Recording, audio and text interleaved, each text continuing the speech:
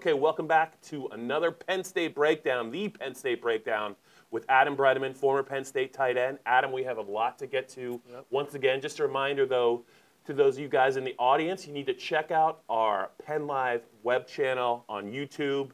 It is all Penn State. What's the beginning of it there, Salim? YouTube.com/all-Penn-State. It's a great channel. You guys are missing out if you don't subscribe. Let's talk Penn State football here, Adam. Penn State's now 2-0. You got Kent State on Saturday, probably a bad weather game. They just dusted in-state rival Pittsburgh, 51-6. A couple things that you noticed we wanted to get to, even though they scored a lot of points. Two of their veteran wideouts, Juwan Jonson and DeAndre Thompkins, have really not gotten going yet. DeAndre Thompkins did return a punt for a touchdown against Pittsburgh. I don't think he has a catch yet. In fact, I know he doesn't have a catch yet. Juwan Johnson's been running hot and cold. He had a big penalty in the game. They're expected to be the leaders, really, in the passing game. It hasn't happened yet. Is it too early to start worrying about these guys, or what are you seeing on tape? Yeah, I think when you look at Thompkins and Juwan Jonson, they're both obviously really talented players. They've proved it in the past. They've been big-time players the last few seasons for them. And you know, you look at Thompkins. He does things outside of just catch the football for Penn State. He had the punt return for a touchdown, and can affect the game in a lot of different ways. But in this offense, and Ricky Rowney's offense, what came from Joe Moorhead, you know, they're not going into any game saying we want to get this guy 5 touches. We want to get this guy, you know, 4 targets. It's really a take what the defense gives you. The RPO is that, you know, if it's there, you take it. If it's not, you don't throw it. So I think, you know, when you look at Juwan and DeAndre, you know, they both any game now could go off for 200 yards. It really just depends week to week what's going to come about. You know, there is concern with the whole unit. I mean, I think 5 drops last game is I think what I counted watching the game.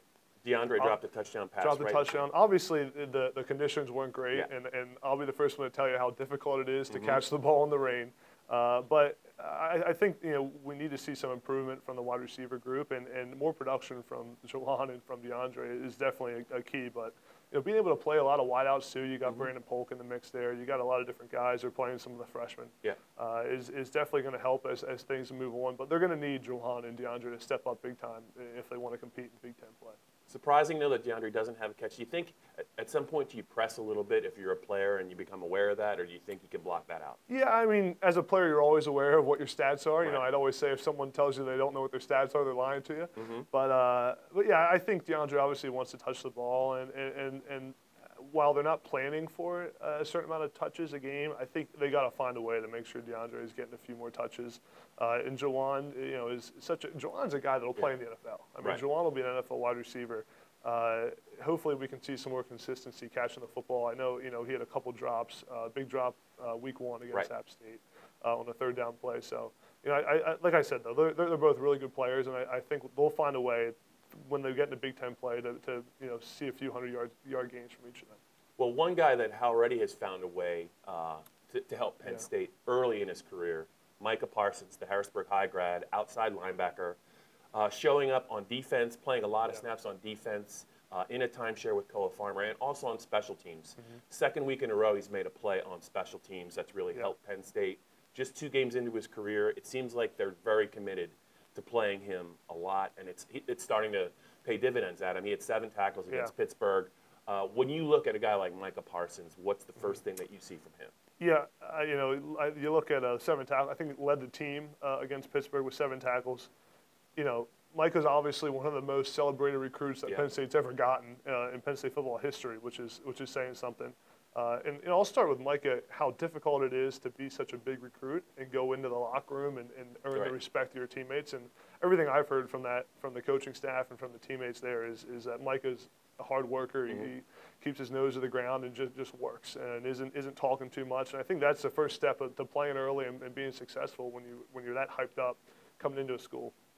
And I think Micah's the kind of guy who, you know, he may not be in the right place every time. He may not, you know the defense as well as some of the vets do, but he's so athletic, and he's such a unique player with his length and his size and his speed and his athleticism that he can make up for it and make big time plays.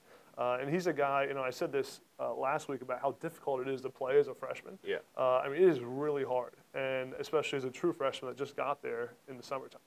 So I think we'll see him, play even more as the year goes on. I think he's probably splitting snaps with Killa Farmer, maybe 50-50 right now. Mm-hmm. He's playing a lot of ball, and I think we're going to see him continue to get a lot of snaps moving forward. I think, like I said with Juwan, Mike is a guy who will play in the NFL, and I mean, it's those are the kind of guys that you got to find a way to get on the field, whether they know the whole defense or not.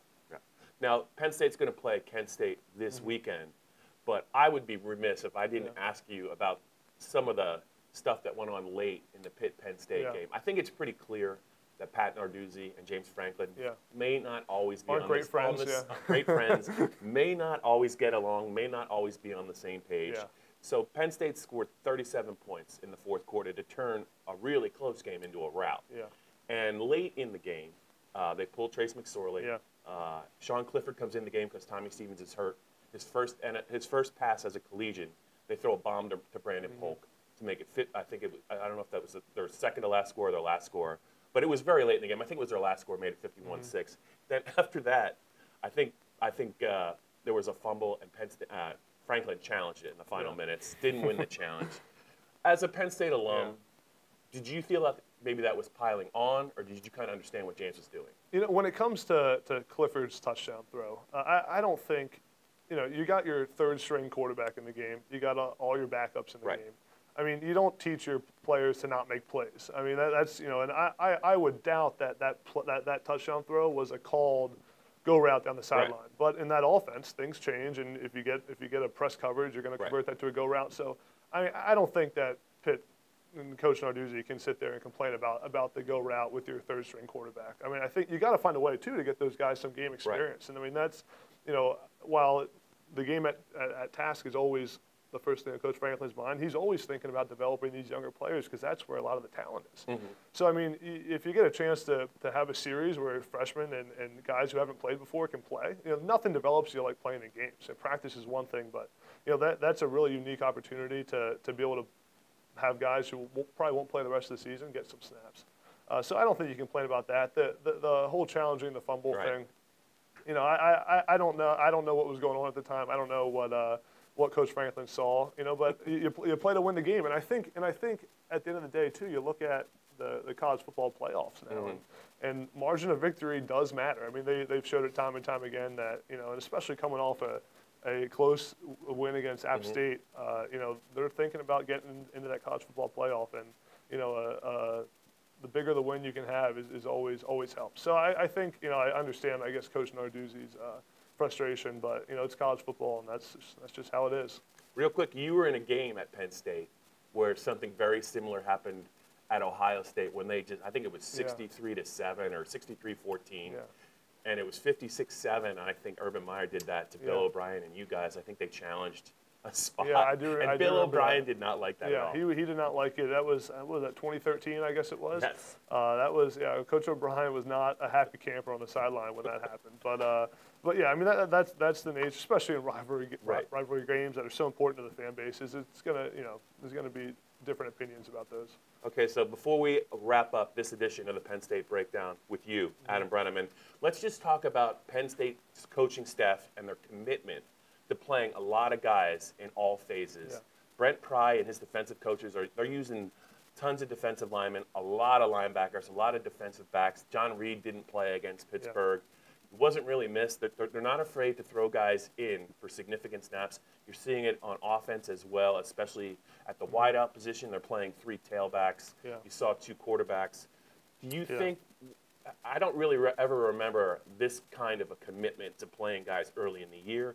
Does this speak to how well he's recruited, and also do you think this is going to pay dividends, Adam, for them in the Big Ten? Yeah, I think it definitely does. It's definitely a good thing when you talk about playing a lot of different guys. That's the difference between good teams and great teams is the depth that they have and the ability to play different players all throughout the season. So when you look at playing 6-7 defensive linemen, the D-line rotation is so important. when you get to that point. Yeah, so Micah Parsons is playing, Ricky Slade is playing, Jesse Luketa got in the game. I think at some point Justin Shorter is probably a guy they're going to take a look at. Okay. So I mean, they're playing Jarvis Miller. They're playing a ton of linebackers. Yeah. I think Micah played more than Cole Farmer did. So I just wonder what this team might look like in a couple of weeks because of this commitment right now to get these guys, game ready and focused. Yeah. And the mistakes are going to be minimized, I think, the more that they play. It definitely is a good thing when you can play a lot of guys. It speaks to recruiting, Right. And that's what separates good teams. Teams that may go 8-4, and really good teams really great teams that can make the college football playoff. And you got to be able to play a lot of different guys to last in the Big Ten season play when you're playing Ohio State and Michigan State. And I think Penn State's finally there. It took a while with the scholarship reductions to be able to get to that point. But when you got to be able to rotate your D linemen, you got to play a bunch of different wideouts. 3 running backs right now we're seeing play. I think as we get into Big Ten play, Miles Sanders will get the bulk of those carries. Yes. But it's definitely to be able to compete at the top level of college football, you got to be able to play a lot of different guys, and sometimes players may not like it, rotating a lot, but you got to keep everyone fresh, and I think it just speaks to what Coach Franklin's been able to do to be able to develop those younger players so fast so they can step in and play right away. All right, good stuff, Adam. So it's Kent State this weekend, and then the Big Ten opener at Illinois next weekend. That's it for this edition of the Penn State Breakdown with Adam Breneman here on PennLive.